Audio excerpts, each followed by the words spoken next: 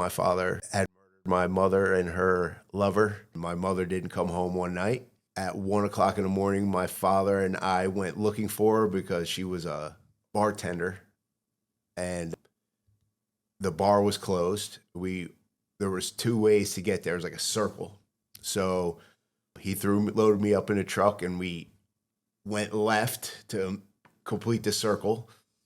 Hit the bar, didn't see her car there. On the other part of the circle, on the way back to the house, saw her car in a driveway.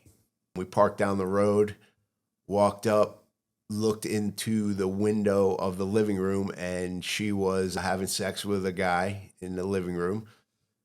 My father was carrying me. Walked around the side door of the house, just a screen door, opened the screen door, walked inside in the living room. My mother looked up and said, "Oh shit."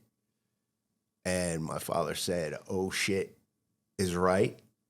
And he put me down, and my mother jumped up and ran into the kitchen. And my father turned towards her, and she had come with no, before that, the guy jumped up saying, what are you doing in my house?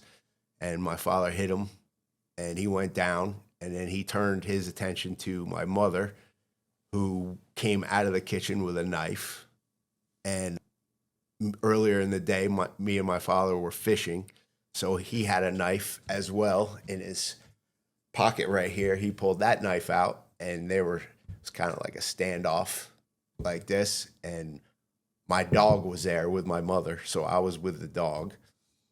The guy got up off the floor and lunged at my father, and he turned around, had the knife, stabbed him. Then the guy ran out of the house. My father chased him down. I didn't see what happened out there, but the guy ended up dead with 57 stab wounds, I believe. And my mother ran out there. I heard them screaming. And then my mother came running back into the house, covered in blood. And I don't really have any memory of exactly what happened. I just kind of remember standing over my mother, and she wouldn't wake up. And then my dad come running. I don't know.